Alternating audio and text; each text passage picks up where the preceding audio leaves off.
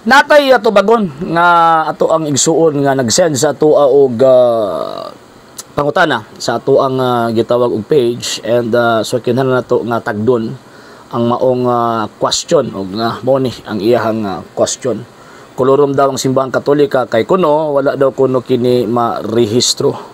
So ang kumingog ag pagkakoloro manggod buti pasabot ni ana nga na-establish ang maong institution or ang maong corporation or ang maong kapunungan under o subject sa balaod sa gobyerno.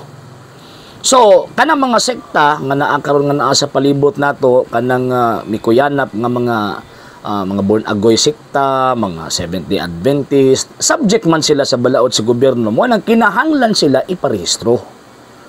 So kung di sila marehistro, mo na sila nga kuluron. Pero simbahang Katolika dili mahaom ni anang maong gitawag og termino. Nga naman kay naay duha ka rason. Number one reason kanang biblical reason. Kay sumala pa na gyud ng Jesucristo San Mateo 22:21, kung wala ko masayop sa maong sitas. Sumala pa na gyud ng Jesucristo, ihatag kang Sisar ang iyan ni Sisar o ihatag sa Dios ang iya sa Dios. So ang simbahang Katolika dili man gipanag-iyahan ni Sisar. Nga naman kay ang founder sa Iglesia Katolika Apostolika Romana ang agalon ni Sisar nga mao ang Dios, ang atong Ginoong Jesucristo.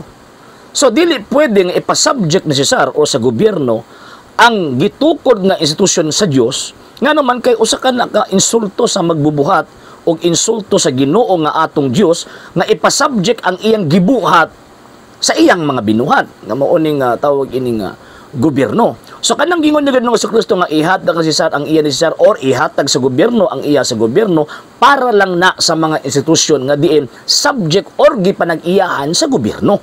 Ang simbahang Katolika dili man ginapag-iyahan sa gobyerno, kung dili gipanag-iyahan man sa Dios, man di mo pwedeng iparehistro. Kanang mga sekta karon nga nas palibot, iyam nas gobyerno, subject man sila sa balaod sa gobyerno, mo nang iparehistro sila. Number two reason, ang mga sir ug mga ma'am, nganong dili man marehistro ang simbahang Katolika? Kay ang simbahang Katolika usa ka estado, buti pasabot usa ka nasod. Dili pwede nga ang usa ka nasod imong ipasubject sa usa pod ka nasod, kay kuana tawag ini nga insulto na or pagpadayag ka na nga wala ta ni respeto sa iyahang gitawag og soberenya. Mao bitaw nga ang matag nasod kung moadto sa ubang mga nasod na say representative nga mga ambasador. Mo na ang Vatican kay nasod man siya, so naa siya ambasador din sa Pilipinas nga maunang papal nuncio. Yan, mo nang papal nuncio, equivalent na sa ambasador. So buti pasabot dili pwede nga imong ipasubject ang usa ka nasod sa balaod sa usa ka nasod. Mandi nimo pwede iparehistro. Ngano kay ang nasod Pilipinas o ang Iglesia Katolika Apostolika Romana secularly pantay siya. So di ni mo na pwedeng iparehistro kay sa Papa Manggo dili man gyud siya simpleng religious leader, kung dili usab pod siya ka head of state. So kanang mga sulpot atong mga amigo anong dili mo na sila mahaom anang estado nga naman sekta ra man na sila. Dili man na sila religion, sekta ra na sila. Mo nang kinahanglan sila iparehistro. Ngano man kay subject ang ilahang corporation, subject ang ilang institusyon sa balaod sa gobyerno o siyempre musunod gyud sila dapat sa balaod sa gobyerno. Ang simbahang Katolika dili pwede. Sa hinungdan nga ang simbahang Katolika gawas nga iya sa Dios, usab pud siya ka estado.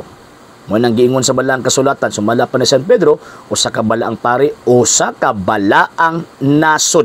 Kanang mga amigo nato nga mga sulpot, dili man na sila nasod.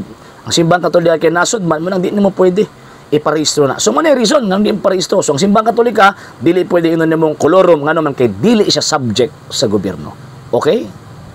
Sa hindi pa po nakapag-follow sa mga pages po natin, i-follow nyo po yung mga pages po natin. RJ Horolanciano II, TV Apolia Punto Argumento page, Kuya Apologist TV page, and RJ's Vlog 2022. And pwede rin po kayo mag-send po dyan ng Facebook stars. And also, sa ating po mga channels, sa hindi po nakapag-subscribe, i-subscribe po ninyo yung mga channels natin. The Lay Catholic, Apologist International Official, RJ Sanado Second TV, Kuya Apologist TV, and Barrio Kawayan Religious Forum.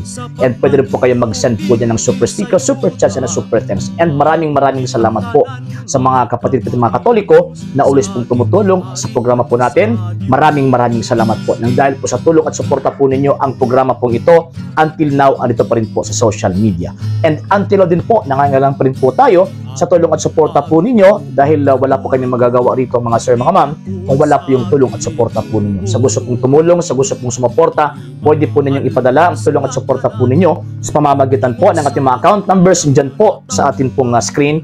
And pwede nyo po kaming i-message sa ating pong page kung via remittance po yung papadala po ninyo. Maraming salamat po in advance.